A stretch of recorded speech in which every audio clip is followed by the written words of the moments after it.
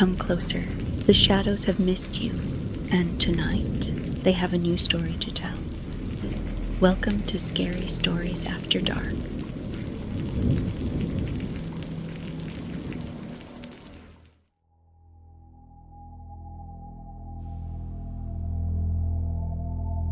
Lara woke up in the back seat of the shuttle to the sound of laughter, low, guttural, and coming from the driver's mouth even though his eyes were sewn shut. Her breath hitched, sharp and small, as the bus lurched around another blind curve on the winding mountain road. Through the grimy window, she saw a row of weather-beaten clown statues lining the cliff edge like sentinels, their cracked faces aimed toward the gray October sky. One statue's porcelain grin had shattered in half, leaving jagged teeth that looked too real. The shuttle smelled like cold vinyl and copper. She told herself it was probably just the old seat fabric and not blood. Lara rubbed her arms, hugging herself tighter, the seatbelt biting into her hip. "Cute idea, Lara," she muttered under her breath, her voice a sharp whisper, the sarcasm automatic, her way of holding back panic. Go to the world's creepiest clown town to cure your fear of clowns. Totally normal, totally sane. The driver, thin, wiry, face hidden beneath a smeared white mask with a painted-on smile, snickered again. His eyes were indeed sewn shut, but the bus somehow navigated every turn like it knew the way on instinct. Lara leaned forward, whispering to the only other passengers, a woman with wild dark curls and an eyebrow ring, and a tall, lanky guy with two bright eyes and a hoodie that said, "No fear," in block letters. The woman gave Lara a half smile, already sarcastic without speaking. "Iris," she introduced herself in a whisper. The guy waved lazily. "Stan, we're all here to, what's the brochure say? Face our fears, find our freedom." Lara huffed. "Yeah, or get murdered by circus rejects." The bus screeched to a halt before she could say more. Outside, the sign loomed through the fog. "Welcome to Coulrophobia Corner, where fear becomes fun." The exclamation point was cracked in half. The three of them stepped out into the cold mountain air. It smelled like rain and something sour underneath. The hotel rose before them like a wound in the fog. An enormous Gothic structure with too many windows and a painted mural of clowns performing on its facade. Some of the paint had peeled, and the grins looked warped, grotesque. A bellman appeared silently, dressed in a blood-red clown suit, holding out gloved hands. "Phones," he said softly, voice oddly flat. Lara hesitated. "Wait, what?" "Part of the rules," Iris muttered, handing hers over. "No distractions. Immersion therapy." Lara's phone left her hand like it was being pried out of her ribs. Then her car keys were taken too, slipped into a wooden box with 20 other phones and keychains already piled inside. The doors groaned as they opened. Inside was worse. The lobby stretched out like a carnival nightmare. Clown murals covered the walls, their paint glossy and wet-looking, like fresh blood. A carousel horse hung from the ceiling by a rope, spinning slowly, creaking with every turn. Faint carnival music, off-key and warped, echoed from an unseen source. Lara forced a smile at Iris and Stan. Cute place, totally not a murder hotel. A voice like silk cut through the lobby. "Welcome," said a tall woman in a navy dress with a red silk scarf and a smile too sharp to be friendly. "I'm Ms. Wesley. You'll be safe here." Safe.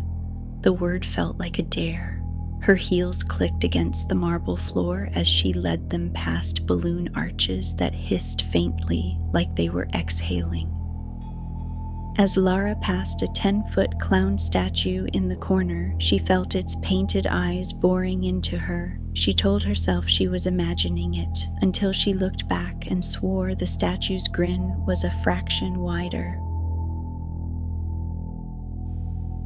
The first night didn't feel like a beginning. It felt like being dropped into a nightmare already halfway through. Lara lay in her narrow hotel bed staring at the cracked ceiling. Somewhere in the halls, carnival music played so faintly, it felt like it was leaking from the walls. Not music for fun, music warped, too slow, too wrong. Every now and then there was something worse than the music. The breathing. It wasn't hers. It was heavier, damp, and seemed to move around her room, first by the door, then by the foot of her bed. She pulled the sheets up over her nose, muttering, "Love this. Paid good money to get murdered in my sleep by Bozo the Undead." The floor creaked. She shot up. Nothing. Just her suitcase in the corner. The shadows from the clown-patterned curtains stretched over the walls, turning the smiling shapes into wide-mouthed things that looked like they were about to swallow her whole. Morning didn't bring relief, just a different kind of wrong. Lara met Iris and Stan in the dining hall, all of them looking like they'd been awake all night. "Sleep okay?" Stan muttered, stabbing his eggs like they'd offended him. "Sure," Lara said, eyes darting around, "if you don't count the heavy-breathing ghost clown in my room." Iris nodded solemnly. "Oh good. Mine just stood in the corner and stared. I'd hate to feel left out." They laughed because the alternative was screaming. The dining hall wasn't much better than the rooms. Clown paintings lined the walls, huge old oil portraits, some with eyes that glinted like glass marbles, some with mouths that looked wet. A gramophone in the corner played a warped circus tune, the notes stretching thin and then snapping back again, like the music itself was suffocating. Lara caught something, a movement in the corner of her eye. She turned fast. One of the portraits, a clown with a crooked bow tie and yellow teeth, wasn't looking where it had been before. "Tell me you saw that," Lara whispered. Iris stared at the painting for a long moment. Saw what? The clown's painted head tilted just a fraction more. The therapy sessions were mandatory. In the ballroom, they were instructed to sit in a circle on striped chairs. The carpet smelled faintly of mildew and sugar, like cotton candy left in the rain. Ms. Wesley's voice floated through the room. "Exposure is the cure. The more you look at what you fear, the less power it will have over you." Lara thought about raising her hand to ask if the dead-eyed clown standing in the corner counted as exposure, because if so, it was working too well. Her whole body locked tight, her fingers cold. That night, things escalated. Lara woke to a soft giggle outside her door. Her blood turned to ice. The handle turned once, twice, then stopped. Something scratched the wood. She waited. The scratching stopped. Relief was just starting to seep in when she heard it. The faintest sound of footsteps on her ceiling. Lara woke to footsteps in the hallway, not the heavy, deliberate kind of a person walking. These were too light, too quick, almost playful. She sat up, her throat tight, the sound of her own breath too loud in her ears. The hotel clock blinked 3:12 a.m. in sickly green light. The footsteps stopped, then came a tap on her door. Not a knock, a tap, like someone testing the wood with their fingernail. Her phone was gone, of course. No way to call for help, no way to record. She pressed her ear to the door, whispering to herself, "Don't open it, don't open it, don't open it." Something whispered back, a voice, soft and sweet, like a child humming a nursery rhyme just on the other side. "Let me in." Lara's whole body went rigid. She stumbled backwards, hitting the bed frame, eyes locked on the door. The handle turned, once, slowly, then it stopped. The voice giggled, and then nothing.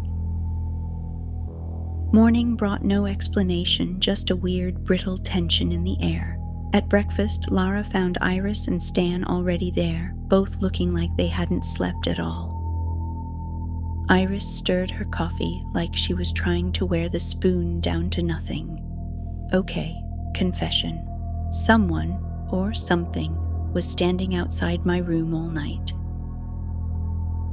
Stan didn't look up from his plate. I didn't sleep either, not after I saw him. Who? Lara asked. He swallowed hard. A clown standing by my window on the 3rd floor. The table went quiet. They all knew what that meant. There's no ledge. No balcony. The therapy clowns were everywhere during the day, their bright costumes and painted faces meant to make things safe. They were instructed to do light scares, but something was off. Lara noticed it first in the corners of rooms, a clown standing perfectly still by a hallway mirror. She blinked. He was gone. A clown in the courtyard staring up at the guest windows. When she looked twice, he turned away, head cocked too far to one side. It wasn't just her. Stan whispered, "They're not leaving. Even when the sessions are over, they just stay watching." Iris added, "Some of them aren't part of this. You can tell. Their paint is cracked. Their costumes are rotting." That night, Lara tried to prove to herself she was imagining it. She crept down the hallway barefoot, the carpet whispering under her feet.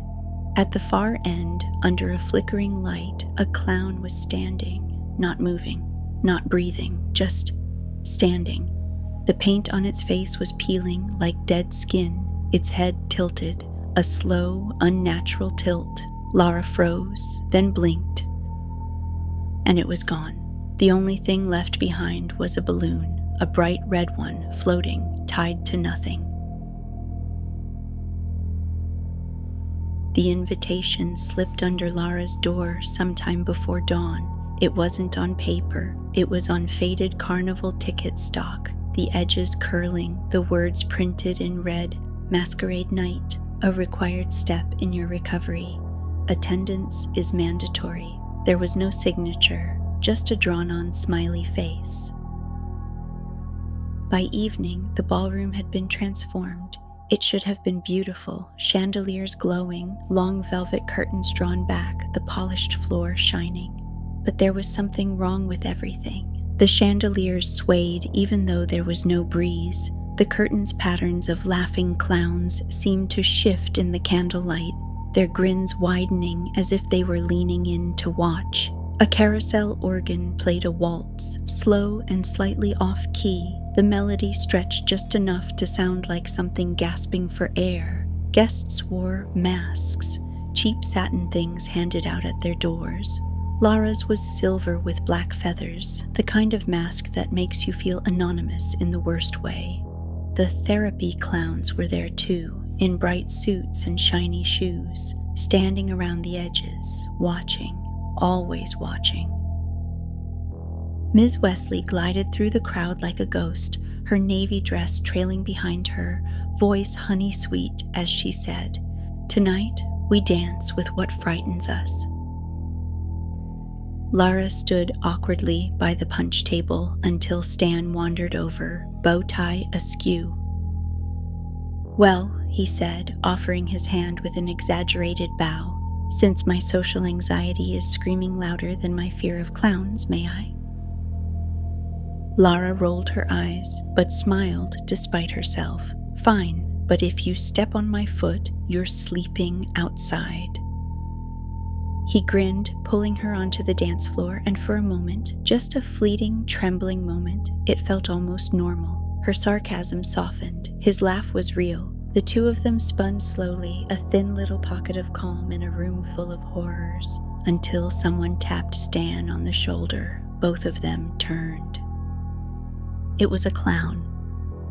At first, Lara thought it was just part of the therapy. The clown's suit was pale blue and dusted with glitter, its mask porcelain white with painted tears beneath the eyes. It held out its hand to Lara. Stan hesitated, then shrugged.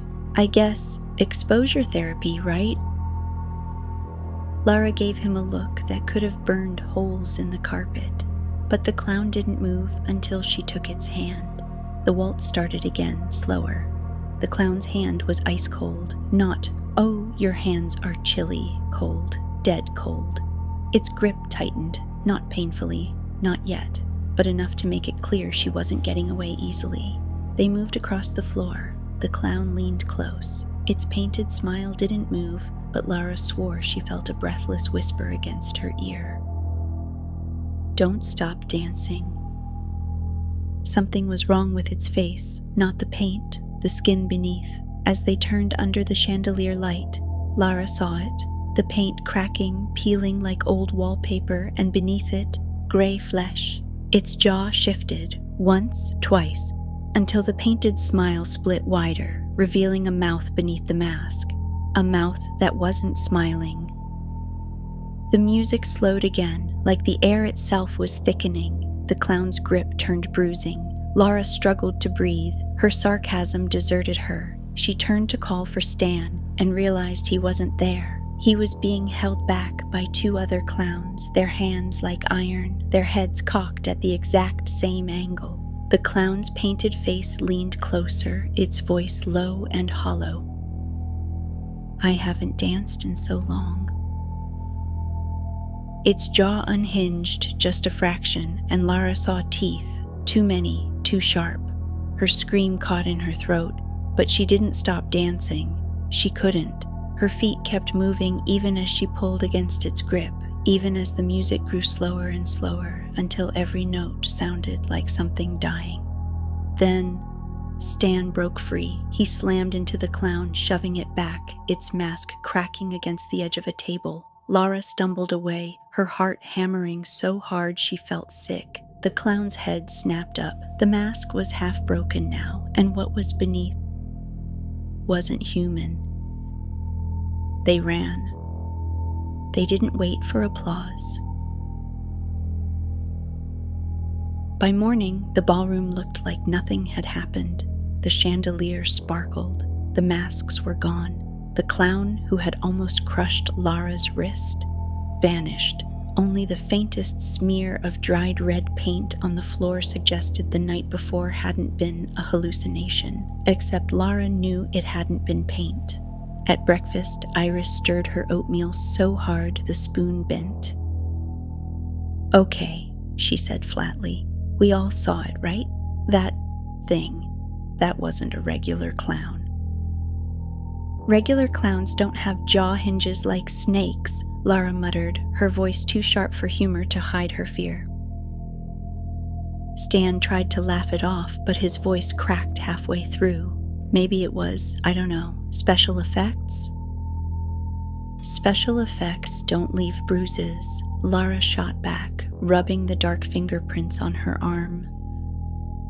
They weren't the only ones uneasy. The dining room felt hollow, like the walls themselves were listening. One therapy clown poured coffee but didn't blink once. Another stood perfectly still in the corner, smiling too wide, its lips cracked. A group member, Darla, the jittery one with the clutching hands, kept glancing at the door like she was waiting for something to come through it. By noon, the scream came.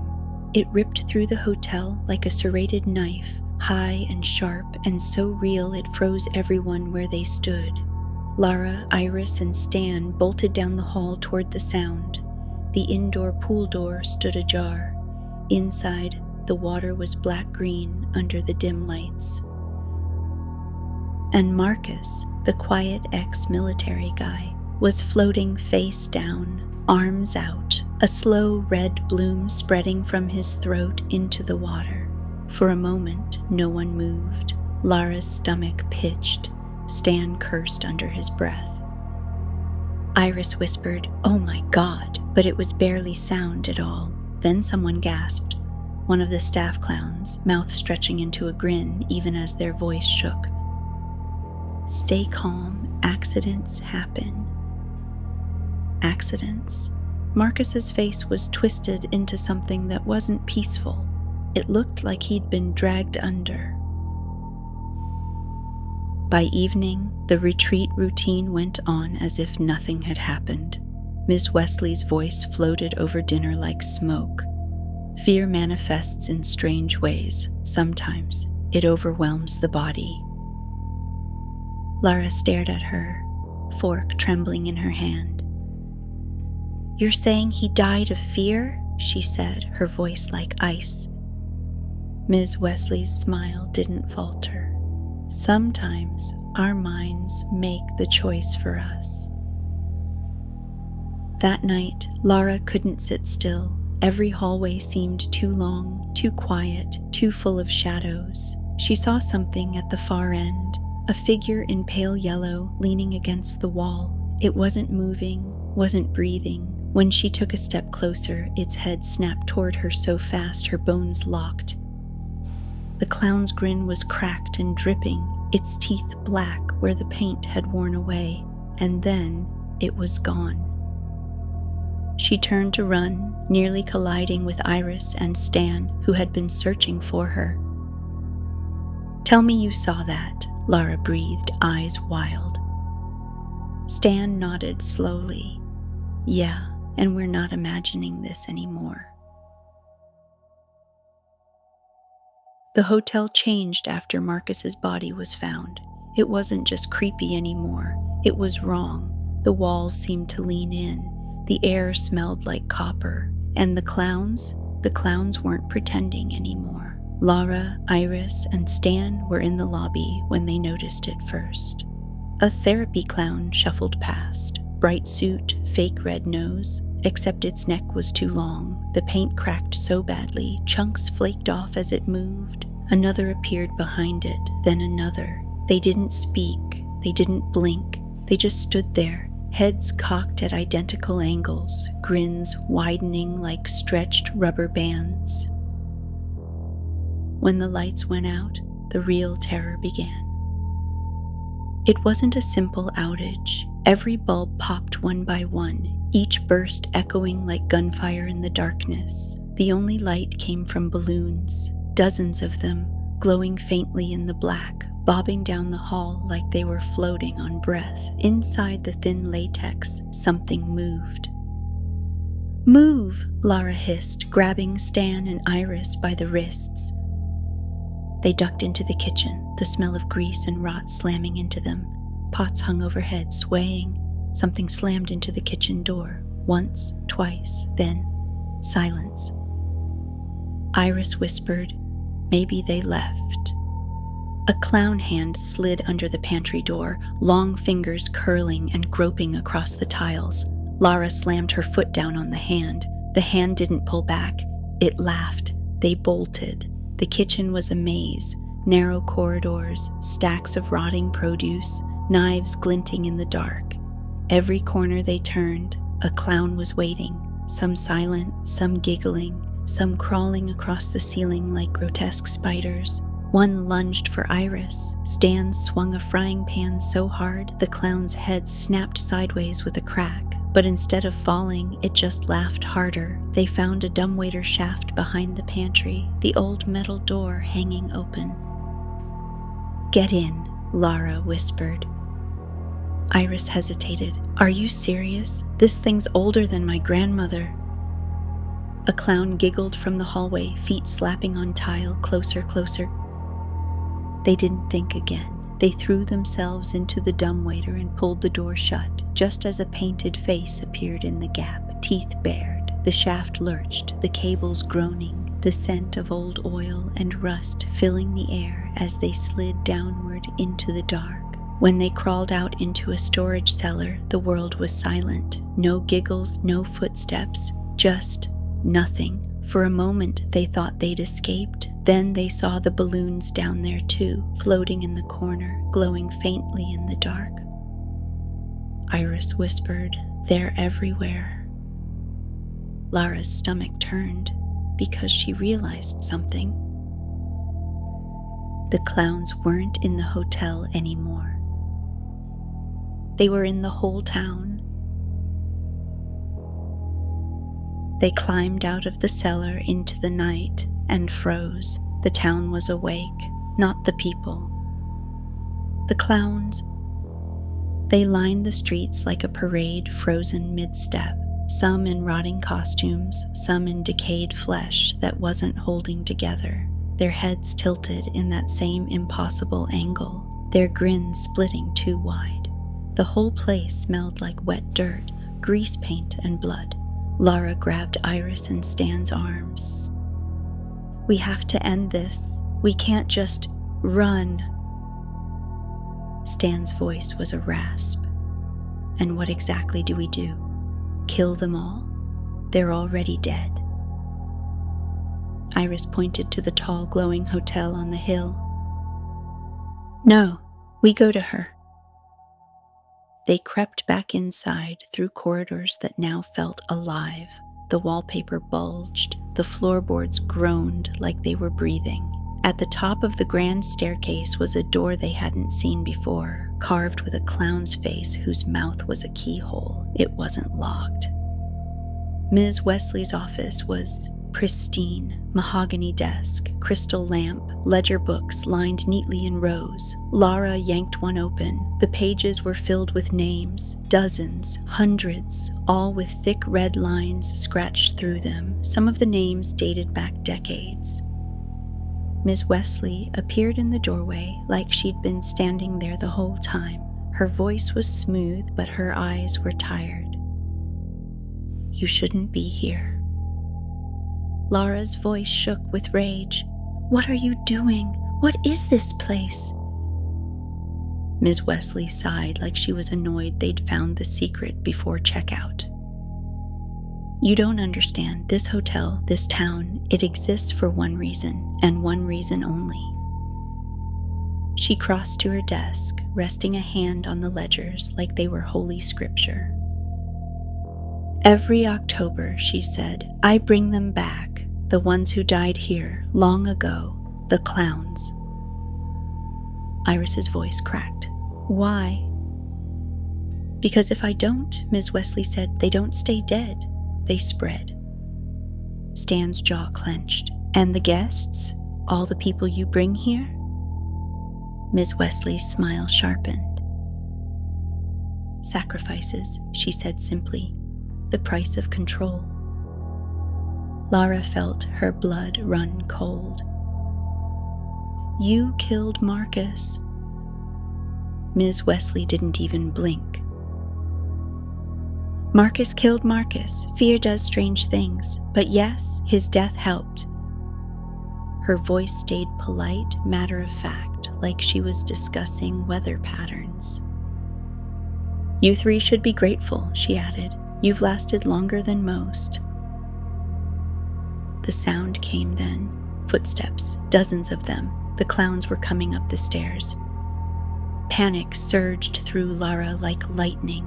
She grabbed a lamp off Ms. Wesley's desk and smashed it into the ledgers, glass exploding, paper catching flame instantly. Ms. Wesley screamed, the first real emotion she'd shown.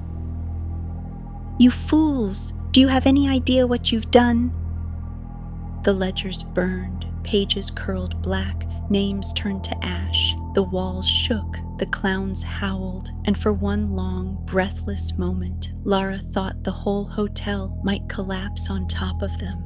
They ran, through the halls now filled with smoke and fire, through the lobby where the clown statues were crumbling, shrieking like animals as their painted faces cracked. They didn't look back. They burst into the night, the hotel glowing like a furnace behind them. The road twisted down the mountain, and for a moment, just one single, fragile moment, they thought they might have actually made it. Then Lara heard it. A giggle, soft, high. It wasn't coming from the hotel. It was coming from the woods. More giggles answered it, from the trees, from the road, from the fog, dozens of them. The fire behind them roared louder, and the smoke carried something on the wind, bright red balloons drifting toward them. Lara's heart dropped because they hadn't destroyed the evil. They'd set it free.